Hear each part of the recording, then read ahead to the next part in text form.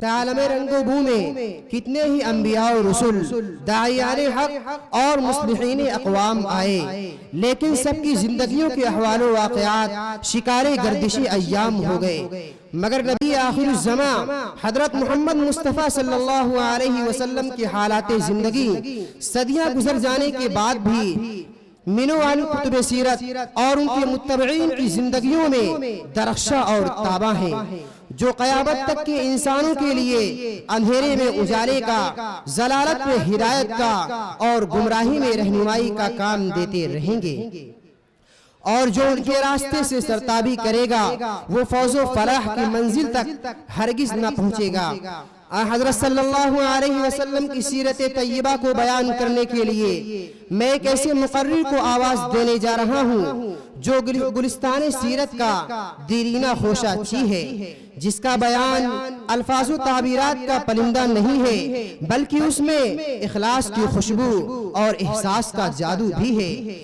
میں دعوت سخن دے رہا ہوں عبید اللہ الہ آبادی کو کہ موصوف تشریف لائیں اور بلہائے سیرت سے ہم تمام سامعین کے اذہان و قلوب کو معطر کریں کہ ذکر سرکار مدینے کا جہاں ہوتا ہے، ذکر سرکار مدینے کا جہاں ہوتا ہے، جذبہ شوق میرے دل کا جواں ہوتا ہے، ڈوب جاتا ہوں ایک ایک لفظ کی گہرائی میں، چشم مستر میں مدینے کا سما ہوتا ہے۔ عبید اللہ الہ آبادی۔ السلام علیکم ورحمت اللہ وبرکاتہ۔ الحمدللہ وحدہ الذي نصر عبده والصلاة والسلام على من لا نبي بعده، اما بعد، اعوذ باللہ من الشیطان الرجیم، بسم اللہ الرحمن الرحیم۔ قال الله تبارك وتعالى في الكلام المجيد والفرقان الحميد، وقال في موضع آخر ألم يجدك يتيما فآوى، قال النبي صلى الله عليه وسلم أول ما خلق الله روحي، صدق الله مولانا العظيم۔ کون کرتا ہے یہ دعویٰ کی بڑی ہے دنیا، کون کرتا ہے یہ دعویٰ کی بڑی ہے دنیا، میرے سرکار کے قدموں میں پڑی ہے دنیا۔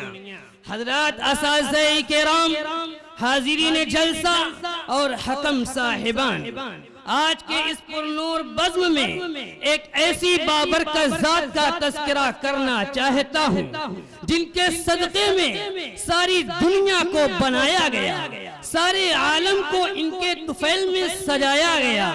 وہ اگر نہ ہوتی نہ زمین ہوتا نہ آسمان ہوتا، الغرض محمد صلی اللہ علیہ وسلم نہ ہوتے تو کچھ بھی نہ ہوتا۔ ایسا معظم نبی اور شہنشاہ دو جہاں کی ہم کیا سیرت بیان کر سکتے ہیں۔ میرے دوستو، کوئی شخص ختم الرسل کی سیرت بیان کرنے کا حق ادا نہیں کر سکتا۔ میں جتنی بار دعوے کروں کہ میں ختم الرسل کی سیرت بیان کروں گا، میں ختم الرسل کے معجزات ذکر کروں گا، میں ختم الرسل کے کمالات کا احاطہ کروں گا، میں ختم الرسل کے اخلاق و اطراز ذکر کروں گا، حقیقت تو یہ ہے کہ ختم الرسل کی جتنی عظمتیں، رفعتیں اور بلندیاں ہیں ان تک دنیا کے کسی انسان کی رسائی نہیں ہو سکتی۔ اردو اور عربی کی لغت میں کوئی ایسا لفظ ایجاد نہیں کیا گیا جس میں سیرت النبی صلی اللہ علیہ وسلم کے کمالات کا احاطہ کیا گیا ہو۔ کمالات سارے پیچھے رہ گئے، الفاظ سارے پیچھے رہ گئے، معانی سارے پیچھے رہ گئے، محاورات سارے پیچھے رہ گئے، لغاتیں ساری پیچھے رہ گئی، فصاحت و بلاغتیں ساری پیچھے رہ گئی، لیکن میرا نبی آگے چلا گیا۔ اسی کو تو دیکھ کر مولانا مناظر احسن گیلانی نے کہا ہے، یوں آنے کو تو سب آئے لیکن جو بھی آیا وہ جانے ہی کے لیے آیا، لیکن مکہ میں ایک ایسا محمد عربی آیا، وہ آیا تو آتا چلا گیا، وہ بڑھا تو بڑھتا چلا گیا، وہ پھلا تو پھلتا چلا گیا۔ گیا، وہ گھوما تو گھومتا چلا گیا۔ یہ میرے نبی کی شان ہے، یہ میرے نبی کی شان۔ میرے دوستو، ہر آدمی نے اپنے اپنے انداز میں میرے پیغمبر کی سیرت بیان کی ہے۔ 1400 سال گزر گئے، ابھی تک میرے پیغمبر کی سیرت کی اتھا سمندر کی گہرائی تک کوئی نہیں پہنچ سکا، لیکن اس نے مقام و مرتبہ حاصل کیا۔ دیکھیے، ابو بکر نے میرے پیغمبر کی سیرت کی اتھا سمندر میں گوتا لگایا تو صدیق اکبر بن گیا، عمر فاروق نے گوتا لگایا تو قاتل سے عادل بن گیا، عثمان غنی نے گوتا لگایا تو ذوالنورین بن گیا، علی المرتضیٰ نے گوتا لگایا تو حیدر کرار اسد اللہ غالب بن گیا، عبد الرحمن بن عوف نے گوتا لگایا تو عشرہ مبشرہ میں سے بن گیا، امیر معاویہ نے گوتا لگایا تو کاتب وحی بن گیا، ابن عباس نے گوتا لگایا تو مفسر قرآن بن گیا، ابن مسعود نے گوتا لگایا تو محدث اعظم بن گیا، ابو ہریرہ نے گوتا لگایا تو حافظ الحدیث بن گیا، حضرت حنظلہ نے گوتا لگایا تو غفیر الملائکہ بن گیا، حفصے کے بلال نے گوتا لگایا تو جنت کا وارث بن گیا۔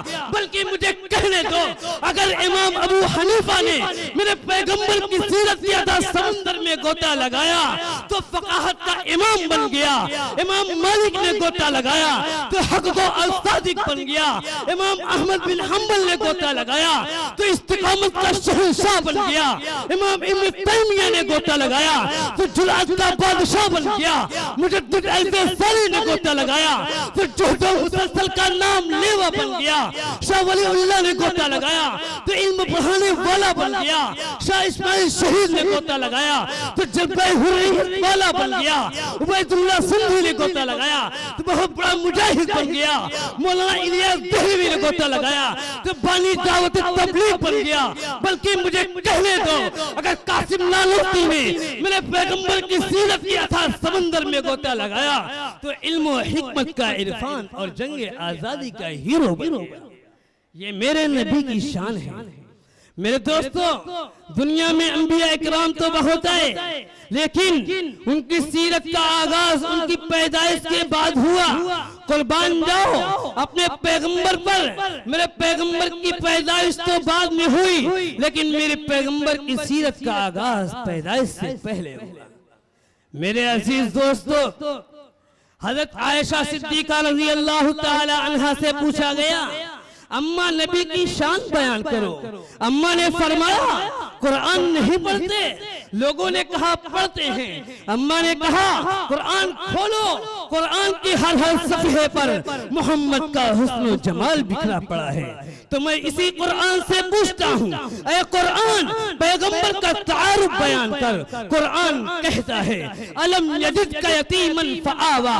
قرآن پیغمبر کا تعارف یتیمن سے شروع کرتا ہے، کیونکہ جب میرے پیغمبر کے چہرے کی باری آئی تو قرآن نے والضحیٰ کہا، جب میرے نبی کے زلفوں کی باری آئی تو قرآن نے واللیل کہا، جب میرے نبی کے سینے کی باری آئی تو قرآن نے الم نشرح لک صدرک کہا، جب میرے نبی کے زبان کی باری آئی تو قرآن نے لا تحرک بہ لسانک لتعجل بہ کہا، جب میرے نبی کے آنکھوں کی باری آئی قرآن نے ما زاغ البصر کہا، جب میرے نبی کے دانتوں کی باری آئی تو قرآن نے یاسین کہا، جب میرے نبی کے ہاتھوں کی باری آئی تو قرآن نے وما رمیت اذ رمیت کہا، لیکن جب میرے نبی کے شہر کی باری آئی تو قرآن نے کہا لا اقسم بہذا البلد، جب میرے نبی کے ازواج و بنات کی باری آئی تو قرآن نے یا ایھا النبی قل لازواجک و بناتک کہا، جب میرے نبی کے شاگردوں کی باری آئی تو قرآن نے اولئک ھم المفلحون کہا،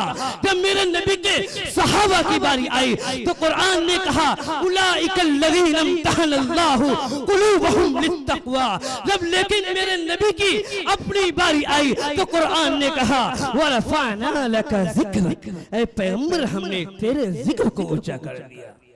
عزیزان محترم، رب نے جب اس روح زمین پر اپنے حبیب کو پیدا کیا تو پاؤں سر سے لے کر پاؤں تک خوبیاں ہی خوبیاں ڈال دی۔ الف سے لے کر یا تک کی خصوصیات ہی خصوصیات ڈال دی۔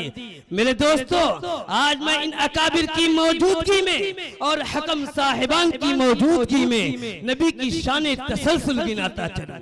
دیکھیے رب نے کس انداز میں قرآن میں کہا، رب نے الف لکھا قرآن میں، نبی کو امین بنا دیا۔ رب نے با لکھا قرآن میں، نبی کو بشیر بنا دیا۔ رب نے تا لکھا قرآن میں، نبی کو تنویر بنا دیا۔ رب نے سا لکھا قرآن میں، نبی کو ثاقب بنا دیا۔ رب نے جیم لکھا قرآن میں، نبی کو جمیل بنا دیا۔ رب نے ہا لکھا قرآن میں، نبی کو حلیم بنا دیا۔ رب نے کھا لکھا قرآن میں، نبی کو ختم الرسل بنا دیا۔ رب نے دال لکھا قرآن میں، نبی کو دائی بنا دیا۔ رب نے زال لکھا قرآن میں، نبی کو ذاکر بنا دیا۔ رب نے را لکھا قرآن میں، نبی کو رحمت للعالمین بنا دیا۔ رب نے زا لکھا قرآن میں، نبی کو زاہد بنا دیا۔ رب نے سین لکھا قرآن میں، نبی کو سراج منیرہ بنا دیا۔ رب نے شین لکھا قرآن میں، نبی کو شاکر بنا دیا۔ رب نے صاد لکھا قرآن میں، نبی کو صابر بنا دیا۔ رب نے صاد لکھا قرآن میں، نبی کو ضامن بنا دیا۔ رب نے تا لکھا قرآن میں، نبی کو طاہر بنا دیا۔ رب نے زا لکھا قرآن میں، نبی کو ظفر بنا دیا۔ رب نے عین لکھا قرآن میں، نبی کو عامر بنا دیا۔ رب نے غین لکھا قرآن میں، نبی کو غیور بنا دیا۔ رب نے فا لکھا قرآن میں، نبی کو فاتح مکہ بنا دیا۔ رب نے کاف لکھا قرآن میں، نبی کو قیوم بنا دیا۔ رب نے کاف لکھا قرآن میں، نبی کو کلیم بنا دیا۔ رب نے لام لکھا قرآن میں، نبی کو لبیب بنا دیا۔ رب نے میم لکھا قرآن میں، نبی کو مبین بنا دیا۔ رب نے واو لکھا قرآن میں، نبی کو وارث بنا دیا۔ رب نے نور لکھا قرآن میں، نبی کو نذیر بنا دیا۔ رب نے یا لکھا قرآن میں، نبی کو یاسین بنا دیا۔ لیکن جب رب نے ہا لکھا قرآن میں، نبی کو ہادی بنا دیا۔ یہ میرے نبی کی شان ہے، یہ میرے نبی کی شان۔ میں انہی چند کلمات پر اپنی تقریر کو ختم کرتا ہوں۔ وآخر دعوانا ان الحمدللہ رب العالمین۔